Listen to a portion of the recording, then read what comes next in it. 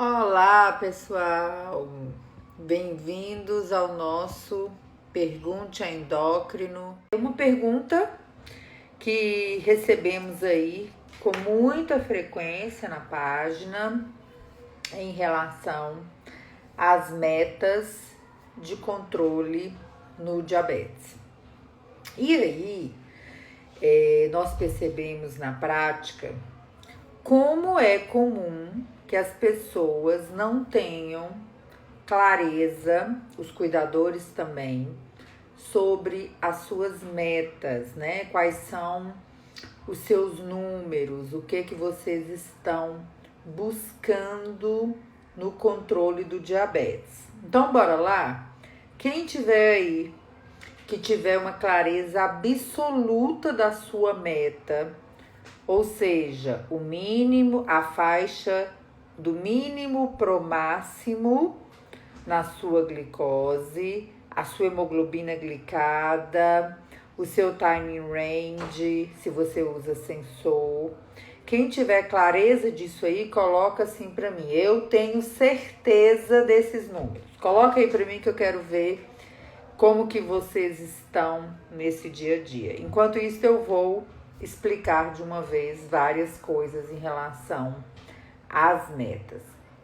Primeira coisa que a gente precisa entender: controle do diabetes é individualizado. Controle glicêmico é individualizado. Quando as diretrizes, as sociedades colocam lá as tabelinhas para criança, para adulto, para idoso, nós estamos, fazendo o quê? Colocando um geral dentro do qual a equipe de saúde deve trabalhar de forma individualizada. O que aquele geral diz?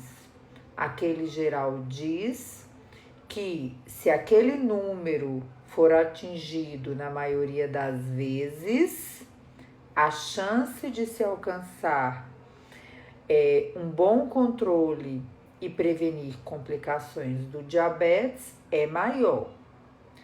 Então, tudo que a gente fala sobre metas, as tabelas, elas querem dizer que você deve discutir com a sua equipe de saúde sempre, tá? Então, quando você ouvir aqui um número nisso que a gente vai falar, isto não quer dizer que ele é o melhor para você naquele momento, tá? Porque ele pode ser flexibilizado.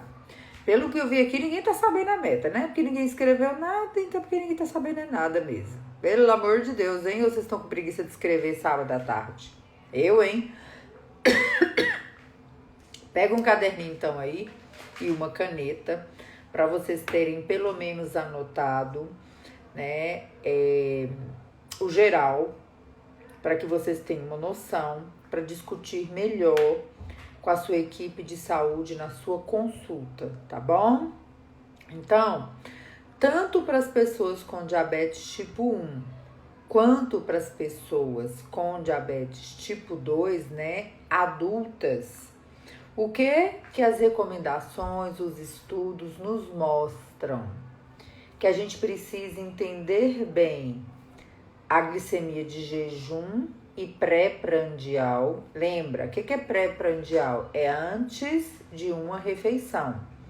Só que esse estado de jejum, né, que a gente chama estado de jejum ou pré-prandial, ele precisa ter pelo menos aí umas 4 horas sem refeição. Então, se você está num plano alimentar onde você faz 3 grandes refeições ao dia, que tá tudo bem também, né? A gente não precisa mais se escravizar no comer de 3 em 3 horas, né? As evidências já mostram isso pra gente. Talvez você não consiga que antes do almoço a sua interpretação da glicose seja a mesma de uma pessoa que tomou café da manhã às 6 horas da manhã e foi almoçar meio-dia. Talvez você tenha feito um pequeno lanche às 10 horas da manhã e almoçado meio-dia. Então, o pré-prandial, antes de comer, se confunde com o 2 horas pós-prandial. Então, muito cuidado na hora de fazer essas interpretações, tá bom? Então, se você é adulto, né? Não é nem criança nem idoso, o que as diretrizes recomendam? Então anota, gente, porque essa pergunta é muito frequente e esses números muita gente esquece no dia a dia. Então é bom anotar, né? Porque quando você for no seu médico, você vai ter clareza se é esse número ou se é outro, tá? Então, em jejum e pré-prandial, se você tá mais de 4 horas sem comer, o ideal é que a maioria das suas medidas, né? E aí, se você mede, por exemplo, em jejum todos os dias, a gente consegue falar que desejaríamos, é o objetivo, que a gente alcance 70% ou mais dessas glicoses dentro da meta de 80 a 130, tá? 80 a 130. Ai, Janice, mas a minha acorda todos os dias 79. Mas tá tudo certo, tá tudo bem. Você acha que eu preciso mudar a minha dose? Não tem como responder isso, né, gente? Porque você tem que discutir isto vendo os seus diários, os seus downloads de glicose, das glicemias aí no glicosímetro, e aí você discute com seu médico, que a gente vai falar aqui é um geral, tá bom? Então, se você é adulto, 2 horas pós-prandial. O que é 2 horas pós-prandial, Janice? Tem gente que nem sabe o que é e fica aí medindo. 2 horas pós-prandial é 2 horas após iniciada a mastigação. Começou a comer, né? Pôs comida dentro da boca, 2 horas depois que você começou, você vai aferir, né, a sua glicose. Menor que 180. Janice, esse negócio é esquisito, né? Menor que 180. Por quê? Se minha glicemia em jejum ficar 120 todo dia, mas a minha glicose 2 horas pós-prandial ficar sempre 170, 175, eu já entendi que minha glicada não será menor que 7. Isso é verdade? É verdade, sim. Porque quando a gente fala menor do que 180, nós estamos falando dentro de uma faixa aí, né, gente? De 70, 80 até 180. A média de glicose para se alcançar uma hemoglobina glicada menor do que 7% é 154. Então, para ter 154, a gente precisa variar, né? Eu falo que é dançar, né? A glicose tem que dançar aí no dia a dia entre 123 e 185. Se você fica só com 175, 180, 170, você terá a glicada de 7? Não. Você terá a glicada entre 7,5 e 8, mais provavelmente.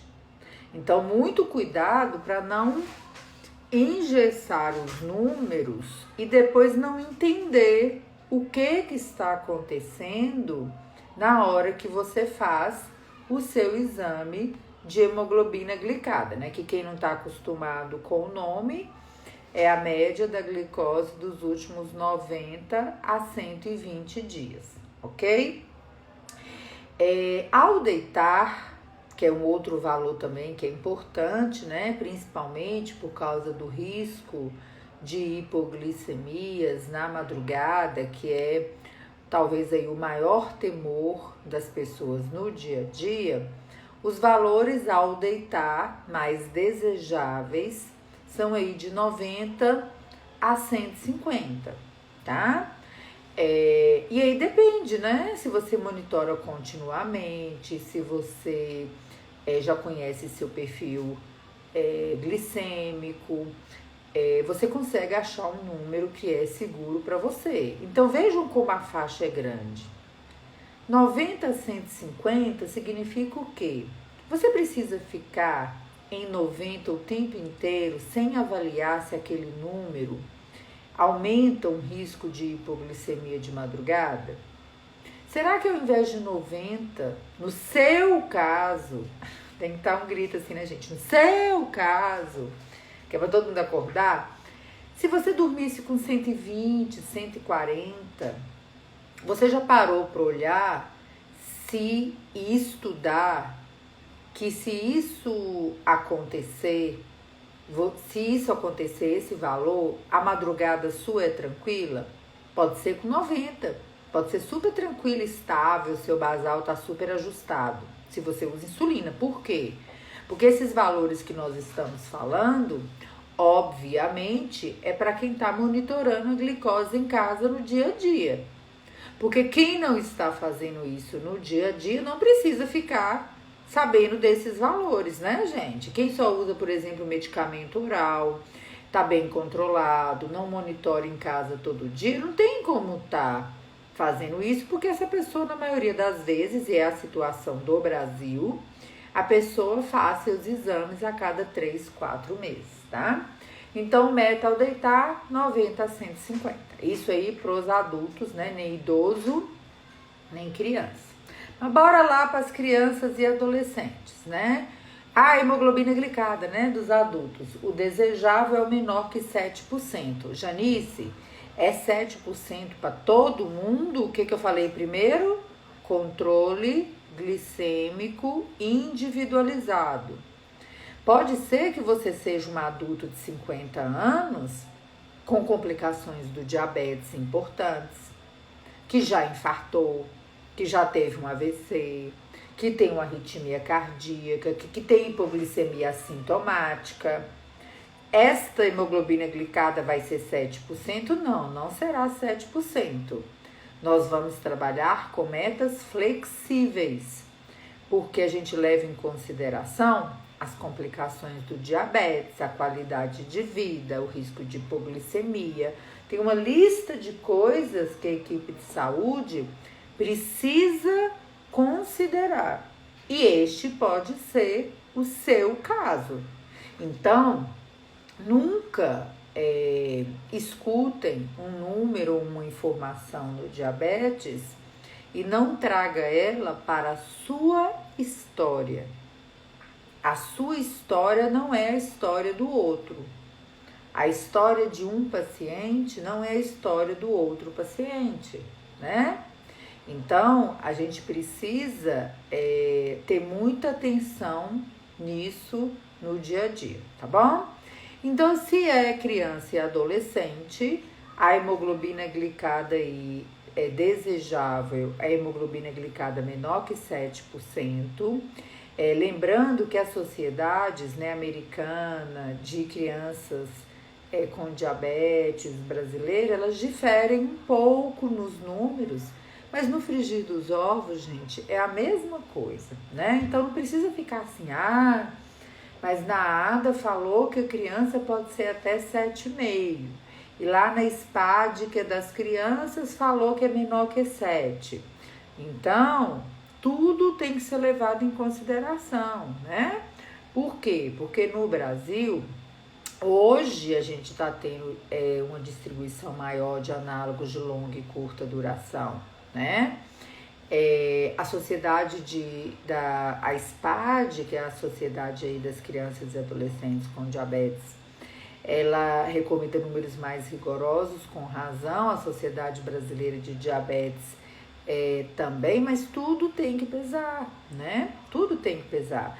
Será que uma criança e uma adolescente de pais analfabetos que estão de posse dos cuidados, é recomendável um ajuste de dose muito mais rigoroso naquele momento? Tudo tem uma história, né? Então não é a ferro e fogo que a gente conduz a história do diabetes. A glicemia de jejum e pré-prandial, né? Lembrando, pré-prandial mais de 4 horas no estado de jejum, 70 a 130. O 2 horas pós-prandial, 2 horas após começar a mastigação, menor que 180, e ao deitar também entre 90 e 150, ok? Então, esses aí são os números gerais. Para os idosos, principalmente, a flexibilização, ela é muito importante. Por quê? Porque o idoso, né, claro que a gente não está generalizando, mas nós temos idosos jovens, né, a gente brinca que são os idosos jovens, super saudáveis, super ativos, né, que às vezes tem só o diabetes, tá com a mente super preservada, tá trabalhando, tá indo na academia, né, nem parece, né, quando a gente fala assim, nem parece um idoso. Será que esta pessoa deve ter uma meta de controle do diabetes igual um idoso mais comprometido, que tem outras complicações, que às vezes é mais confuso, já pode ter um comprometimento, né, cognitivo, de entendimento, às vezes já tem outras doenças crônicas ou complicações do diabetes? Claro que não, as metas são diferentes. Então, quando a gente fala nas metas, a gente diz o quê?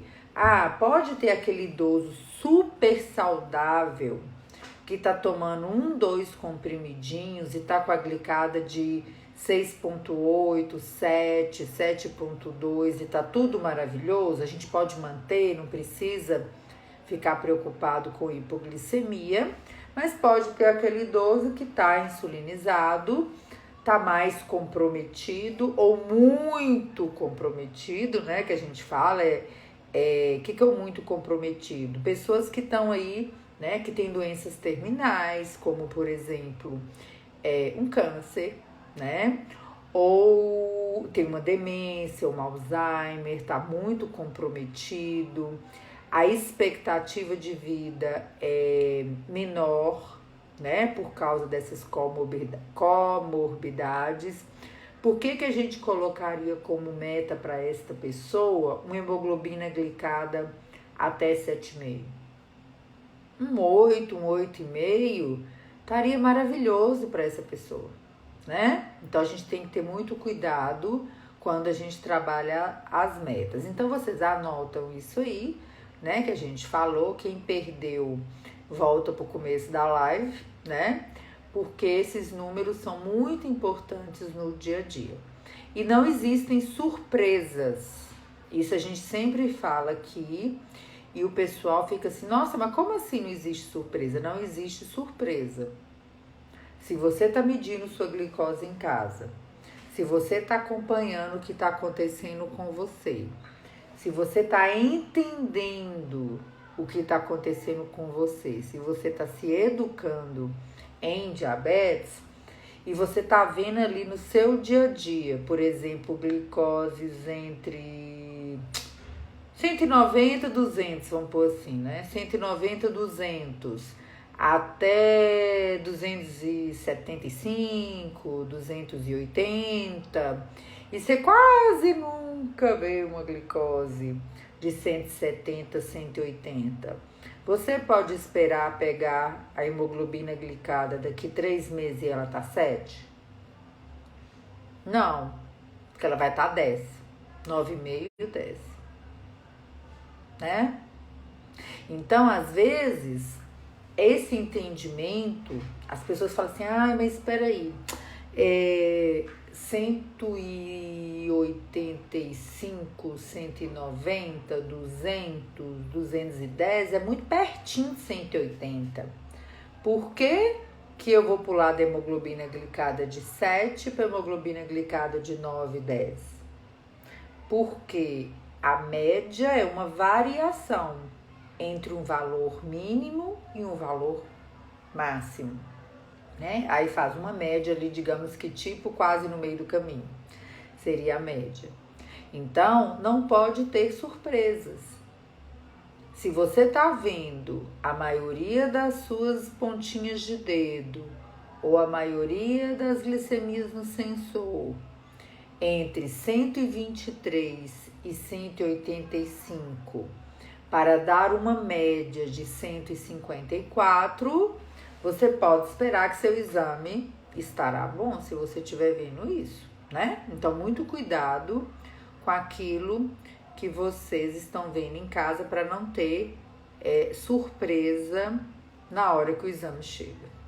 Outra pergunta importante aqui de uma colega querida. Janice, no SUS, as medidas, o fornecimento de fitas, nós sabemos que não é suficiente em número de fitas na maioria das vezes, né?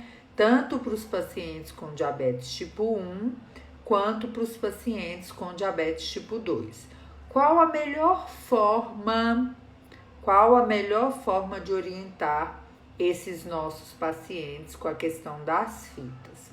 Aí, o que a gente precisa entender?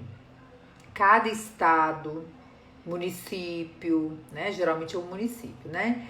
Cada município tem o seu protocolo de fornecimento de fitas.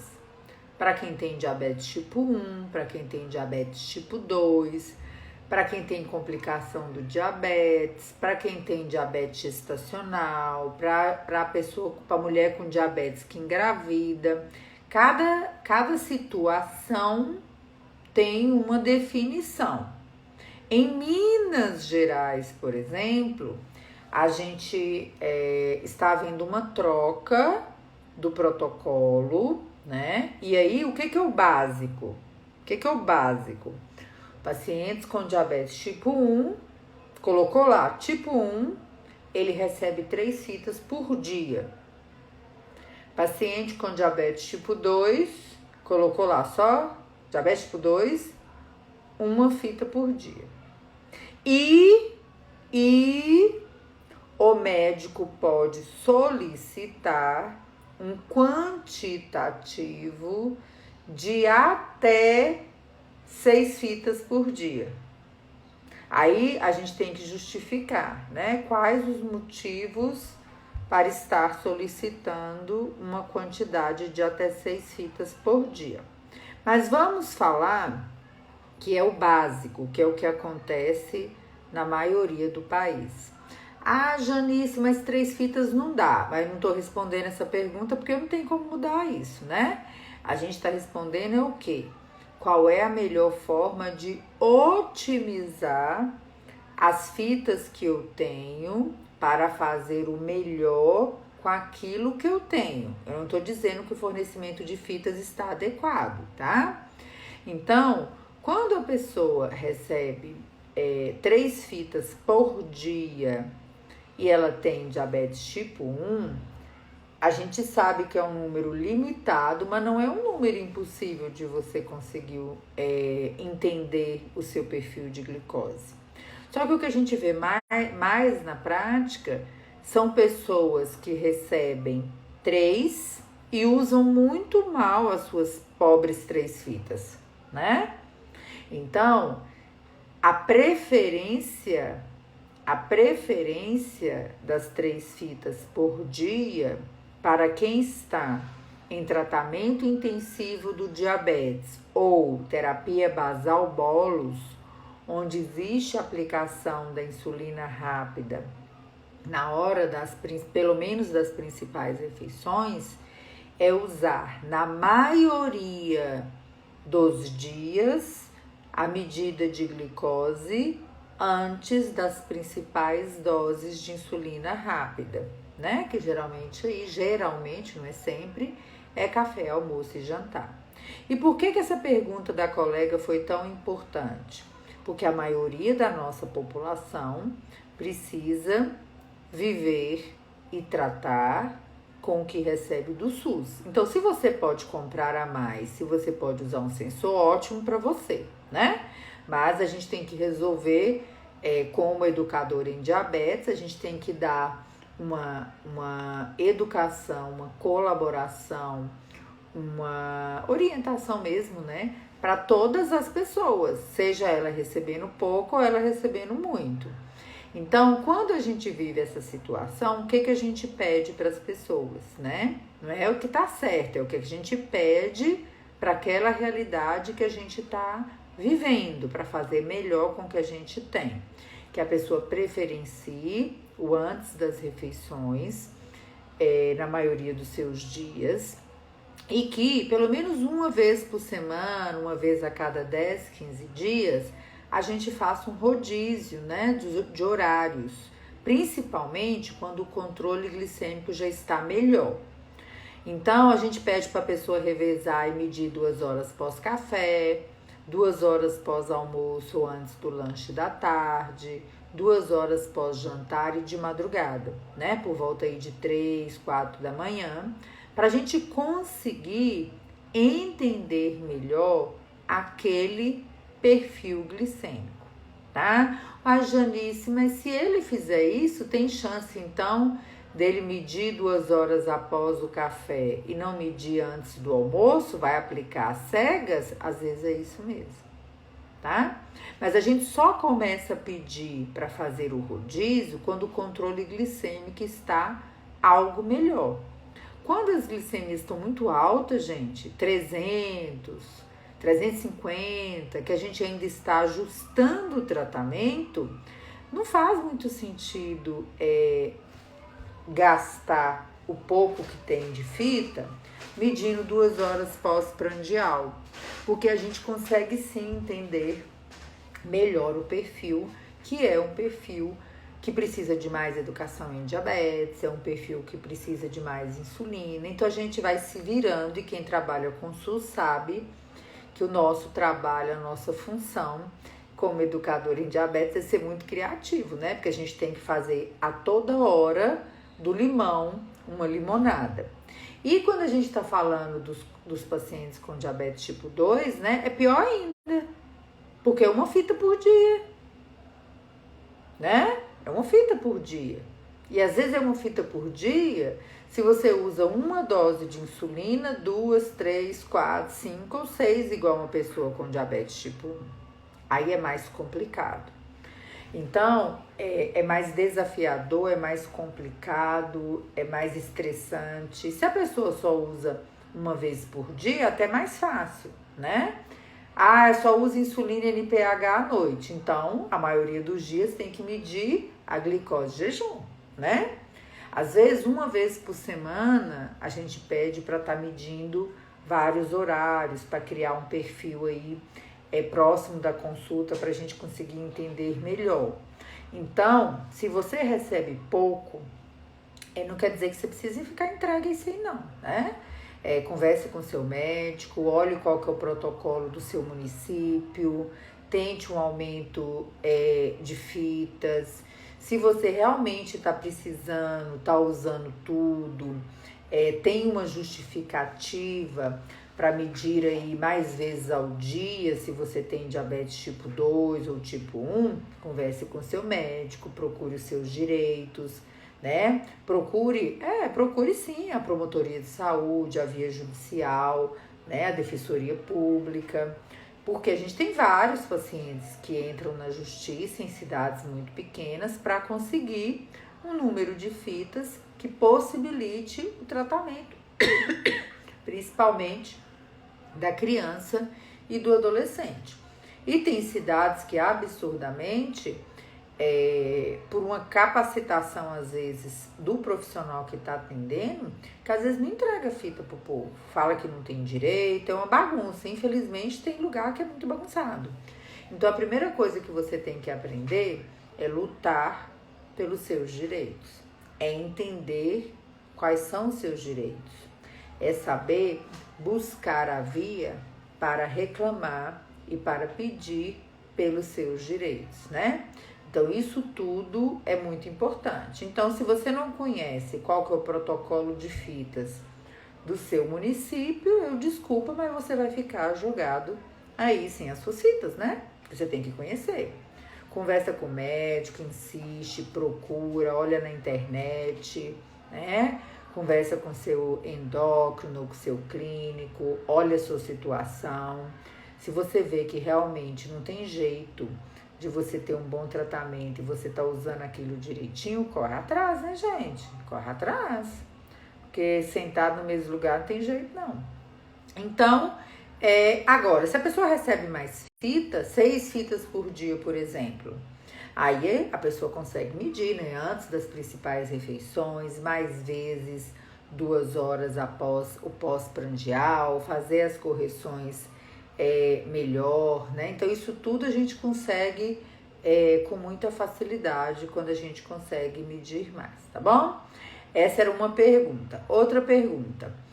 Se a pessoa utiliza insulina regular, principalmente aí, obviamente, os nossos pacientes com diabetes tipo 2 que não recebem a insulina, né, de ação rápida, de curta duração, pelo Sistema Único de Saúde. Inclusive, para quem tem diabetes tipo 1 e diabetes autoimune latente do adulto, eu gosto de repetir aqui nas lives que hoje a distribuição do análogo de curta duração, a insulina que está sendo distribuída hoje é a insulina glulisina, né, com o nome comercial Apidra, que muitos de vocês conhecem.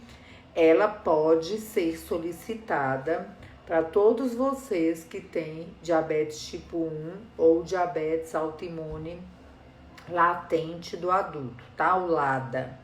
Então, se você usa essa insulina e você está custeando e você quer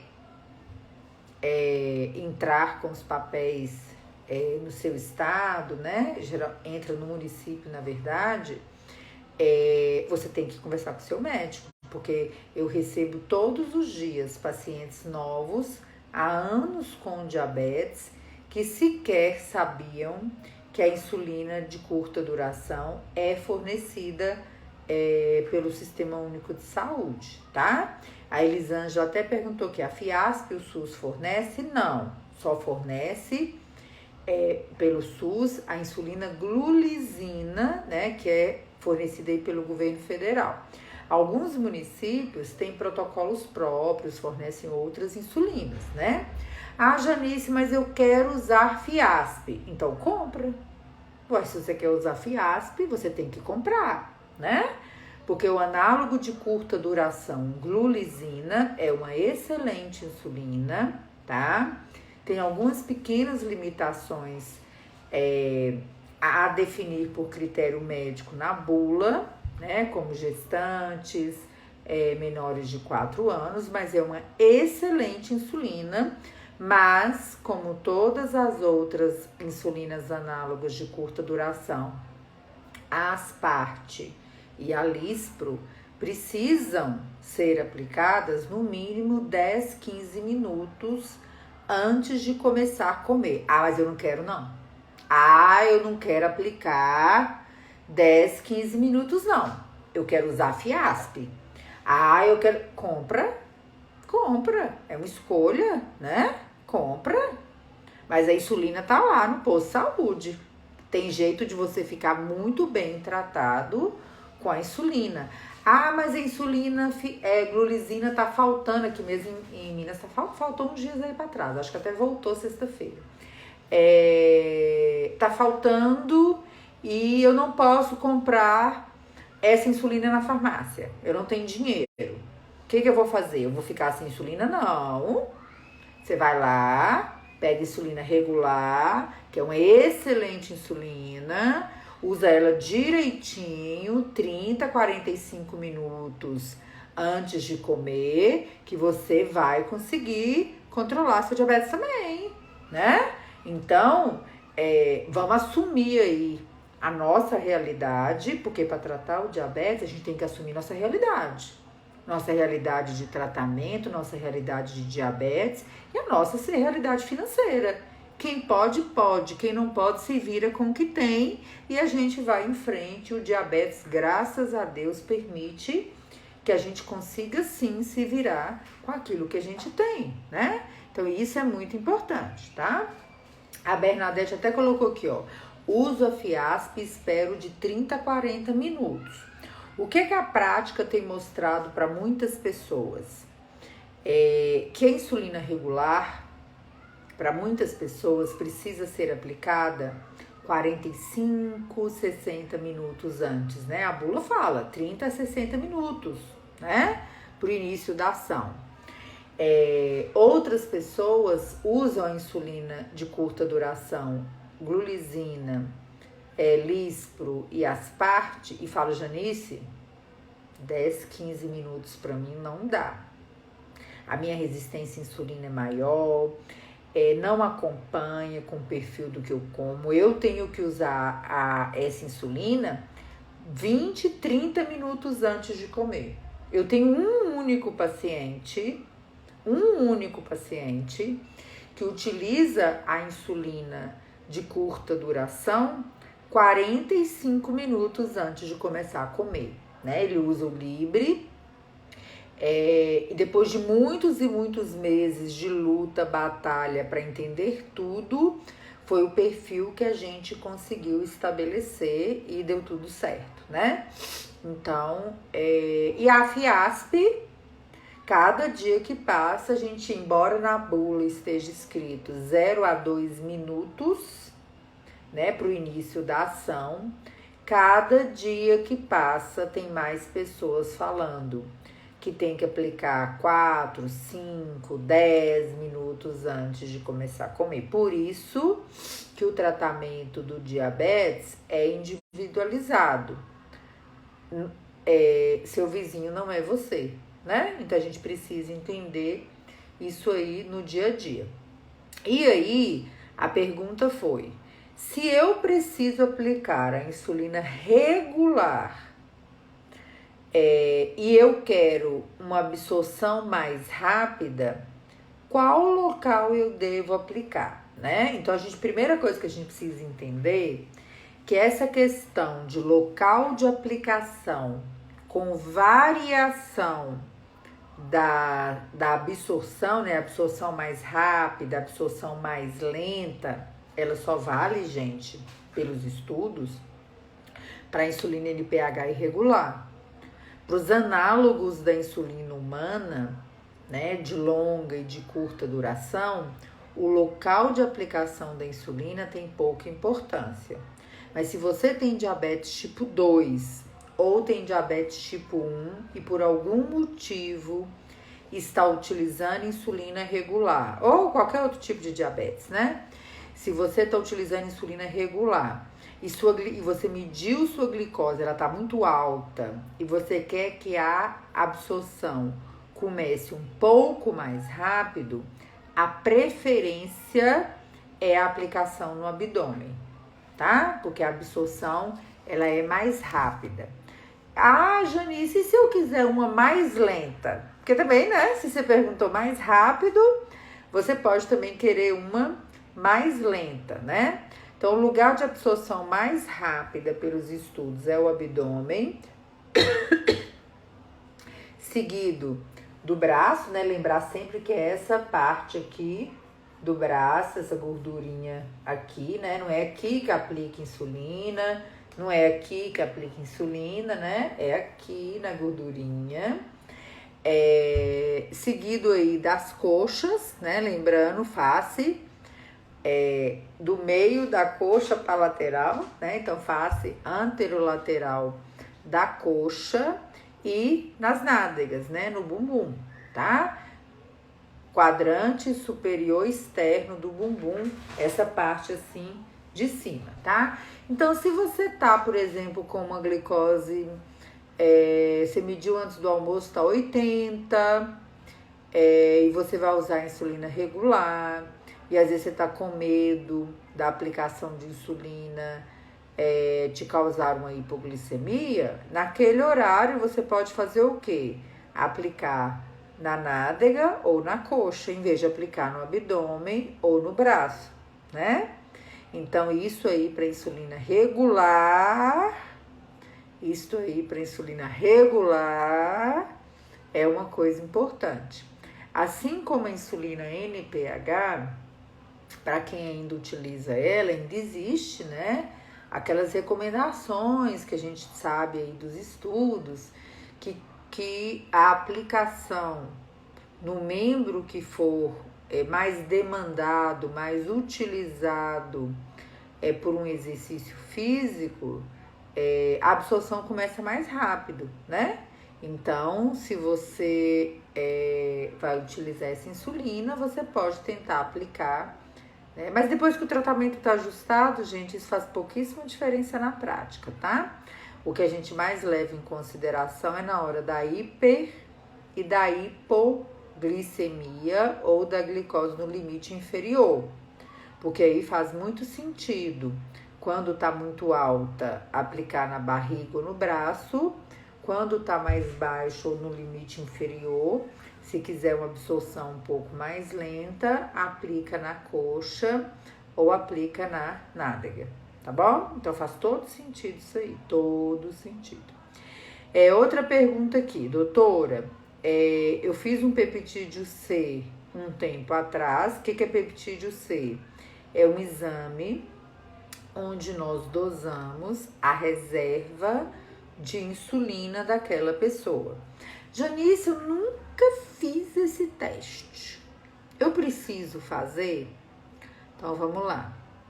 Se você tem diabetes tipo 1, você está diagnosticado do diabetes tipo 1, você está medindo glicose em casa, você está usando insulina, qual que é o sentido de ficar dosando peptídeo C?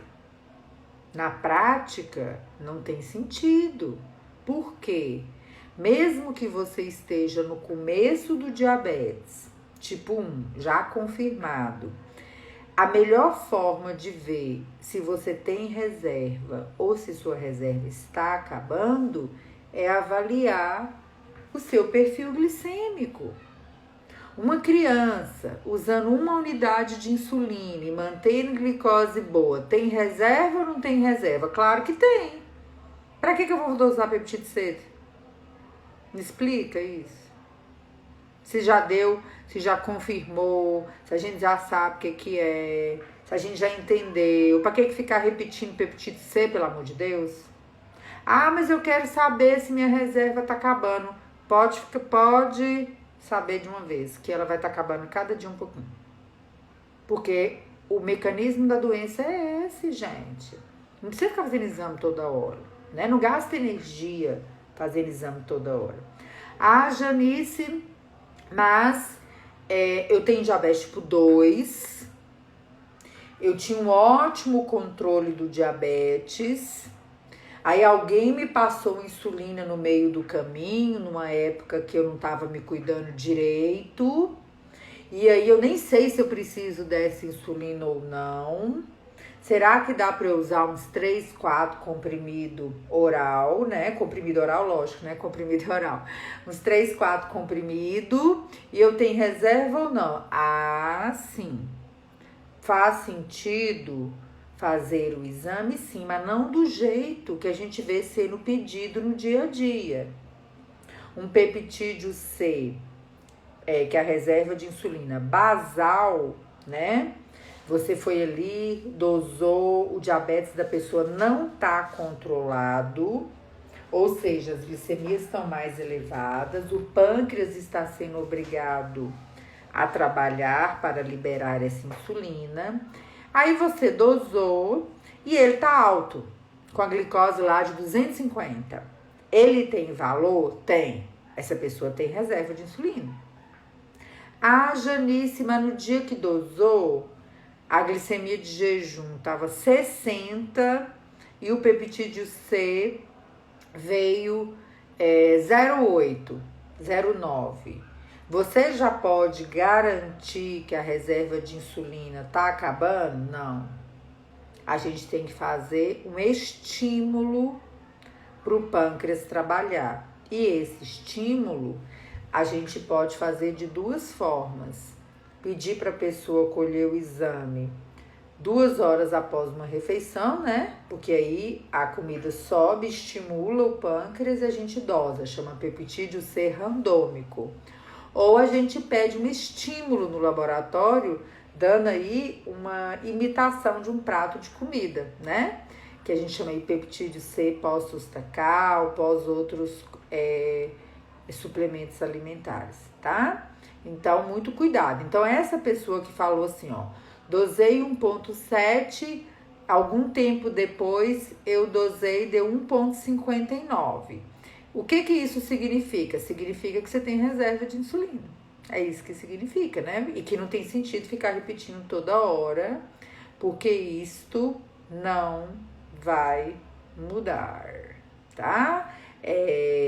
Não vai mudar, que eu digo assim, ficar medindo toda hora, dosa agora, dosa daqui 3 meses, o controle glicêmico tá bom, eu tô usando só comprimido, significa que você tem reserva, porque que outra forma existiria de manter este controle glicêmico, né? Se os mecanismos não estivessem agindo, mas se a pessoa tem insulina, né? Tem que ter insulina. Não existe outro jeito da glicose entrar dentro da célula, né? Aquilo que você está comendo, se você não tiver insulina, né? Em algum momento, o mecanismo no diabetes tipo 2, ele vai girar em torno da diminuição da produção de insulina. Ah, então você está falando que quem tem diabetes tipo 2 vai virar diabetes tipo 1? Não, ninguém vira diabetes tipo 1, né? Não existe isso. Existem as pessoas com diabetes tipo 2, com mecanismo de desenvolvimento da doença típico do diabetes tipo 2, e que em algum momento, como a gente já sabe, essa produção de insulina pode não ser mais suficiente para manter um ótimo controle glicêmico, tá? Então, é isso aí, né? Então, a gente precisa ter clareza, aprender as coisas, anotar, porque aí quando vai nas consultas com a equipe de saúde, você consegue aí esclarecer melhor, tá? Deixa eu ver se esse assunto aqui de meta da maioria das perguntas tem alguma pergunta que eu já vou responder. E aí eu vou responder as perguntas finais aqui e a gente vai finalizar. Mirelle, meu filho tem 5 anos, estava com pré-diabetes, faço exames de 3 em 3 meses, agora tá dando tudo normal, mas a médica disse que ele vai ter diabetes tipo 1. Então, tem que ter anticorpos, né? Sem a dosagem de anticorpos, para poder esclarecer até a questão do risco de ter diabetes, né? Isso não é só 1 ou 2 anticorpos, né? A gente tem 4 anticorpos para dosar, né? Não dá para falar assim, vai ter diabetes tipo 1 sem ter esses exames em mão, tá? Vamos lá. Dr. Matheus Endócrino, Libre Vida para acompanharmos várias informações, principalmente detectar hipoglicemias noturnas e variabilidade glicêmica, né? Para quem não conhece, Libre é o nome do sensor que a gente pode monitorar as glicemias durante 24 horas, né? Escaneando. É um monitoramento que a gente chama de intermitente, porque tem que passar o sensor. Infelizmente, não é acessível para a maioria da população, é caro, né, para a maioria da população, mas é um ótimo recurso para poder estudar o perfil de glicose. E muitas pessoas, às vezes não usam o tempo inteiro, usam, por exemplo, 15 dias antes da consulta, usam um sensor por mês e alternam com as fitinhas na ponta do dedo, justamente por causa do custo do tratamento, né? Eu vi aqui que algumas pessoas, a Suzy, a Geniane, o pessoal já sabia as metas. Quem entrou depois e não conhece as suas metas de bom controle do diabetes, né? As metas desejáveis, volta depois no começo da live para poder estudar. Quais são as melhores estratégias para driblar o fenômeno do alvorecer? Aqui aumentava por volta das 5 da manhã, agora eu meço 6, a glicose tá boa, e quando é 8h30 ela tá nas alturas, né? Aí, gente, o fenômeno do alvorecer, né? Ele precisa ser muito bem estudado pessoa a pessoa para ter certeza que é isso, né? O que seria o fenômeno do alvorecer? é descrito como um aumento da glicose que acontece entre 4 e 8 horas da manhã, onde os hormônios que são liberados nessa faixa de horário trabalham com a glicose, né? E acabam subindo um pouco essas glicemias aí, né? E às vezes sobe muito. Só que existem vários fatores para subir a glicose nesse horário, não é só hormônio, né? Às vezes, neste período, a sua insulina basal pode não estar ajustada. Se você usa um análogo de longa duração e tem um pouco mais de elevação neste horário, às vezes o análogo de longa duração, que não tem um pico de ação, não é a melhor insulina para você, né? Isso acontece com muita frequência, muita adolescente, muita mulher que tem um período pré-menstrual mais hiperglicêmico, que quer ficar insistindo no análogo de longa duração porque acha que é a melhor insulina, né? Às vezes a pessoa tem uma hipoglicemia na vida e já estava usando aquilo porque às vezes recebeu essa primeira prescrição e fica ali naquela insistência, né? Por exemplo, um tempo atrás, eu atendi uma colega psiquiatra com 4 ou 5 anos de diabetes tipo 1, que o primeiro colega que a atendeu já passou um análogo de longa duração para ela e tá tudo bem, só que ela sempre teve um fenômeno do alvorecer, que não respondia ao análogo de longa duração. Aí quando eu vi o perfil dela de controle glicêmico, né? Durante o dia ela ficava linda. De madrugada ela ia para 300, depois de 3, 4 horas da manhã. Aí eu falei com ela, olha, esse perfil aqui não se encaixa no análogo de longa duração. Para resolver isso aqui, ou você vai para NPH, ou você vai para a bomba de insulina. Ela falou, não, eu quero usar NPH, embora eu ache um absurdo eu utilizar, porque na cabeça dela, NPH era uma insulina ruim. E muita gente acha que NPH é uma insulina ruim, NPH é uma insulina maravilhosa, ótima, maravilhosa, só que nas mãos de quem sabe prescrever, na mão de quem educa o paciente, né? Tudo no diabetes precisa de aprendizado, de conhecimento. Com uso inadequado, com técnica inadequada, não existe insulina que faz milagre, né? Você pode estar com a melhor insulina, mas se você não usa da forma correta, se você não está educado em diabetes, certamente você não terá o resultado que você imagina que você terá. Aí a gente mudou para NPH. Em coisa de uma semana, ela estava linda, maravilhosa, radiante, com aquele período da madrugada super coberto pela insulina. NPH, problema resolvido, né? Algum tempo depois, né? Alguns anos depois, ela entrou na menopausa, né? Isso aí melhorou. E ela voltou para o análogo de longa duração por decisão. Então, a gente tem que ter muito cuidado com essas prescrições sem raciocinar muito bem na individualização do tratamento. Então, fica a dica aí, né, para os colegas, tá? Então, o ajuste do basal é muito mais frequente do que o fenômeno do alvorecer verdadeiro. A ingestão de mais proteína, mais gordura, muito tarde. Às vezes a pessoa vai dormir com aqueles 2 bifão lá, né? Ovo, aquele tanto de coisa, né? E vai dormir. Às vezes, 4, 6 horas depois, dependendo da quantidade ingerida, você tem um aumento. Será que é fenômeno do alvorecer? Então, o fenômeno do alvorecer tem que ser muito bem estudado. E qual que é a dificuldade que a gente tem de estudar bem ele e entender bem? A maioria das pessoas não quer medir a glicose de madrugada. Como que um médico vai entender o que está acontecendo de madrugada se você não conhece o seu perfil glicêmico na madrugada. E a maioria dos nossos pacientes não usa sensor, né? Porque com sensor a gente consegue ver tudo, tá? Então, para descobrir isso, é importante medir antes do jantar, 2 horas após jantar ou ao deitar, por volta de 3 horas da manhã e no jejum, tá?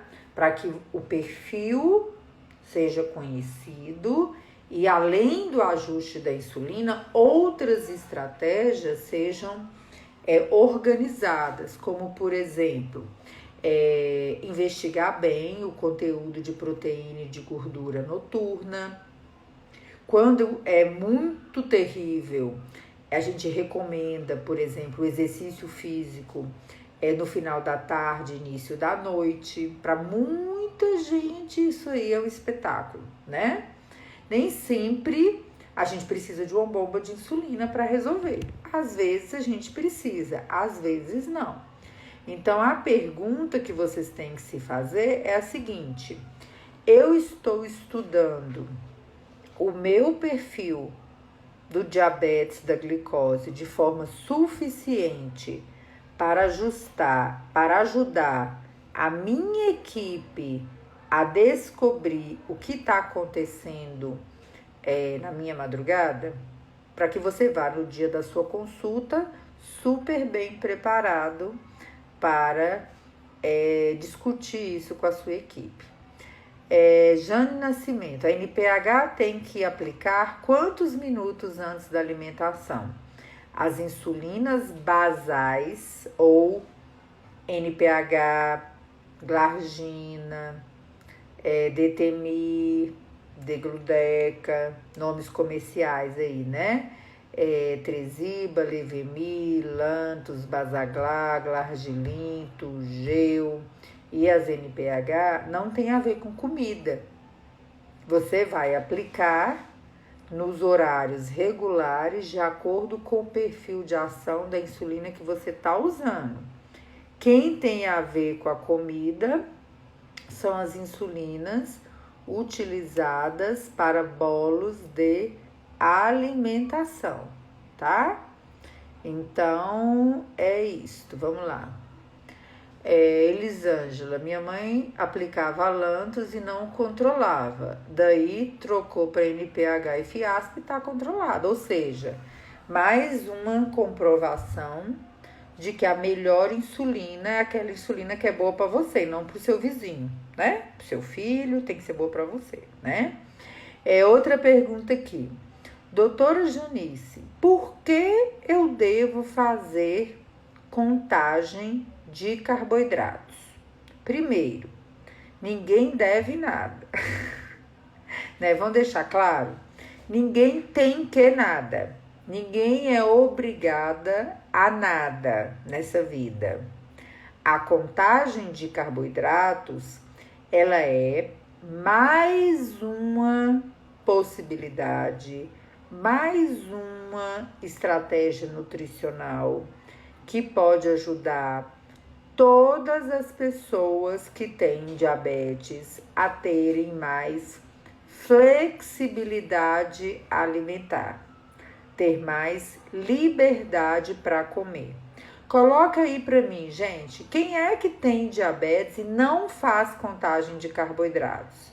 Não sabe o que é? Coloca assim, ó, não sei, não faço, pra gente ver aqui até o que tanto que a gente fala de contagem de carboidratos para vocês aqui. Então, é uma estratégia nutricional onde você pode, conhecendo melhor sobre diabetes, conhecendo melhor sobre os nutrientes, carboidrato, proteína, gordura, efeito dos nutrientes nos alimentos, você vai ter liberdade para comer de tudo sem se privar das coisas que você gosta e mantendo o bom controle do seu diabetes, sempre, sempre, sempre, sempre baseado nas melhores práticas de saúde, na alimentação saudável, na sua qualidade de vida. E aí, existe uma coisa muito importante que a gente precisa pontuar. A maioria dos profissionais de saúde, nutricionistas e endocrinologistas, não sabem o suficiente sobre contagem de carboidratos e às vezes não sabem nada. Se não sabe, não vai passar para você. Concorda comigo, gente? Põe aí. Se o seu endócrino, se o seu clínico, se o seu geriatra, se o seu cardiologista, se a nutricionista que está te acompanhando não sabe contagem de carboidratos, como que ela vai passar para você? Me explica. Tem jeito dela passar para você? Não, não tem jeito. Eu vi aqui que tem muita gente que já ouviu falar de contagem de carboidratos e não sabe nada de contagem de carboidrato e nem tá fazendo contagem de carboidrato, né? Nem as filhas estão fazendo. Então, vamos lá, vamos pôr os pinguinhos isso. A maioria dos endócrinos não trabalha com contagem de carboidratos, nem para os pacientes que têm diabetes tipo 1 ou usam insulina. Os nutricionistas, então, nem na faculdade, quem está na faculdade agora está aprendendo contagem de carboidratos. Se tiver algum acadêmico de nutrição, algum nutricionista recém-formado aqui, coloca para mim.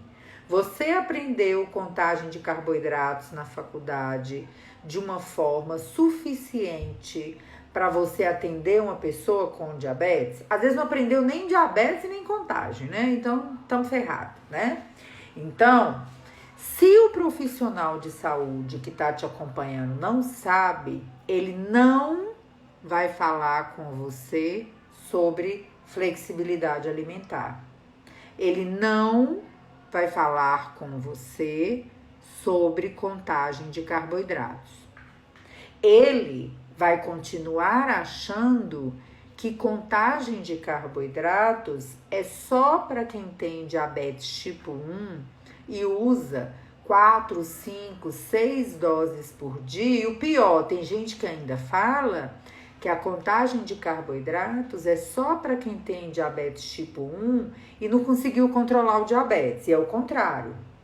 A contagem de carboidratos é para quem tem diabetes e quer controlar o diabetes, tendo flexibilidade alimentar.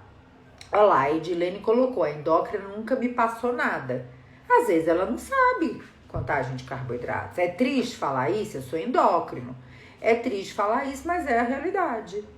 Muitos colegas endocrinologistas fazem a sua especialização em serviços onde o refinamento para o diabetes, para educação em diabetes, para contagem de carboidratos, não é uma realidade. Olá, Lígia, estou no 6º semestre da faculdade e só falaram por alto da contagem de carboidratos. Aí eu pergunto, pensem comigo, se a Lígia está na faculdade ainda e não está aprendendo diabetes e contagem, como que vocês acham que estão os colegas que saíram da faculdade há 10, 20, 30 anos? Não sabe também. E se essa pessoa que está te atendendo, ela não vai te indicar contagem de carboidratos. Não vai. E muitos colegas ainda acham que é só para quem usa insulina, que é só para quem tem diabetes tipo 1, que é só para quem tem diabetes tipo 2 e usa insulina em várias e várias e várias doses por dia, e isso tá errado. A chance, a possibilidade, se a pessoa com diabetes quiser ter flexibilidade alimentar, porque você também não é obrigada a querer não, você pode querer comer a mesma coisa todo dia, né?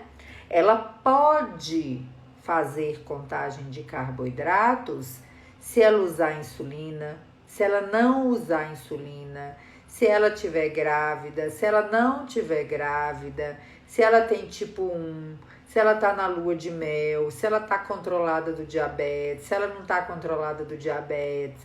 É para qualquer pessoa com diabetes. Ah, Janice, mas eu nem diabetes tenho, eu tenho pré-diabetes. Eu posso fazer contagem de carboidratos? Pode. Por quê? Porque a contagem de carboidratos, nós temos dois métodos. Nós temos o método que não precisa estar usando insulina, que é o método básico ou de substituição. E nós temos o método que pode ser utilizado, pode ser a escolha para as pessoas que usam insulina, que também ninguém é obrigado, né? A Karen colocou aqui, eu que falei sobre contagem na disciplina, pois teve um caso clínico de DM1 para estudo, para vocês verem como que a gente precisa mudar essa realidade do diabetes. Como que a gente tem um caso, né, de DM1 para estudar e a contagem de carboidrato dentro da faculdade de nutrição? O meu assunto principal desse caso, meu povo, pelo amor de Deus, né? Só ouvi falar de contagem de carboidratos na pandemia com as lives. A minha médica nunca falou a respeito. Aí, gente, a gente tem que pensar um pouquinho aqui na cabecinha da gente.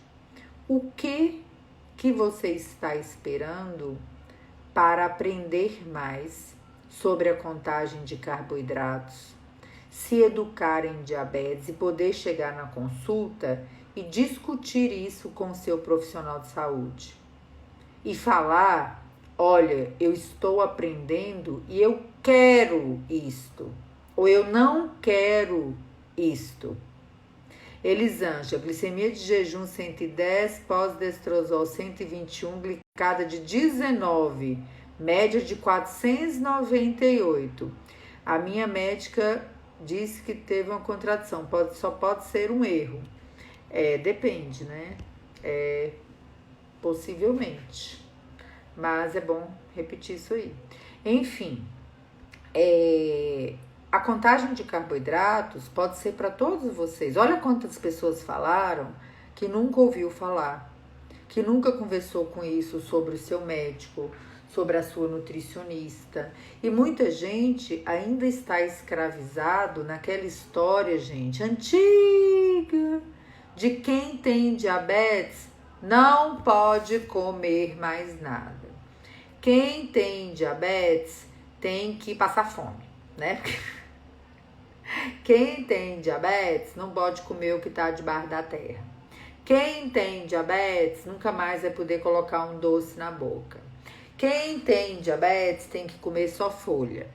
Não tem isso mais não, tá? Então, o que eu queria dizer para vocês, para a gente poder entender como que a educação em diabetes, que é o objetivo da nossa página, deve entrar na sua vida.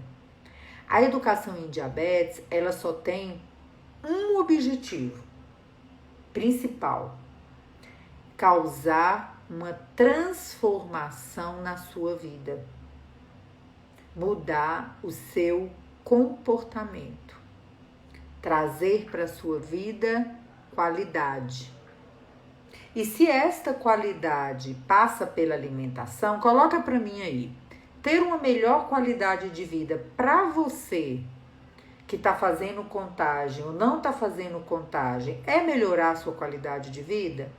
Lembra, quando a gente fala de flexibilidade alimentar, a gente não está falando de você enfiar a cara em porcaria, em bebida alcoólica, em doce, em alimento gorduroso o tempo inteiro. Não é isso.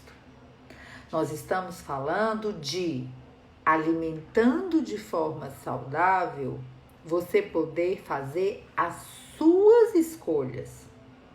Não a minha escolha, a escolha do seu endócrino, a escolha da sua nutricionista, do seu nutricionista. É a sua escolha. A sua escolha. Aí eu pergunto, quem está escolhendo o seu plano alimentar? está escolhendo para você? É você que está escolhendo a terapia nutricional que você está fazendo ou seu endócrino está escolhendo para você? Ou seu nutricionista está escolhendo para você dentro daquilo que ele sabe ou dentro daquilo que ele não sabe? Põe aí para mim, gente, que eu quero saber. Quem está escolhendo para você? Você está fazendo contagem de carboidratos porque você sabe, aprendeu e quer? Você não está fazendo a contagem de carboidratos porque o seu endócrino está escolhendo para você, porque quando ele não fala com você e você não sabe, é ele que está escolhendo para você. Quando o seu endócrino ou seu nutricionista fala com você que contagem de carboidratos não é bom, ele está escolhendo um caminho mais fácil. Um caminho que ele vai gastar menos tempo.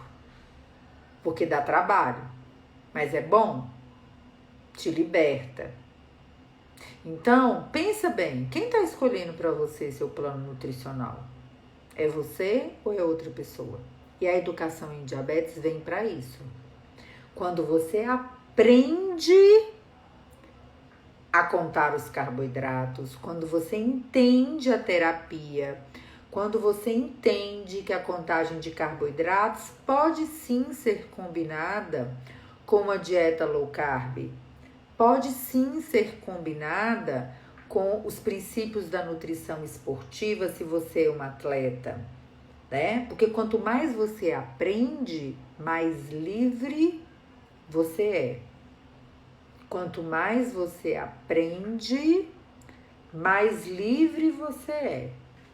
Quanto mais você aprende, melhor controle do diabetes você terá. Então, se você está aprendendo que a contagem de carboidratos pode trazer para a sua vida flexibilidade alimentar, aprenda a contagem de carboidratos. Estude contagem de carboidratos. Não deixe sua nutricionista, seu endócrino escolher para você a dieta. Não vá num profissional de saúde que empurra para você uma zero carb, parar de comer carboidrato. Quem tem que fazer essa escolha é você, com o seu aprendizado, com o seu conhecimento. Tá bom, pessoal? Então esse é o nosso Pergunte a Endócrino de hoje. Um beijo para vocês e um ótimo final de sábado.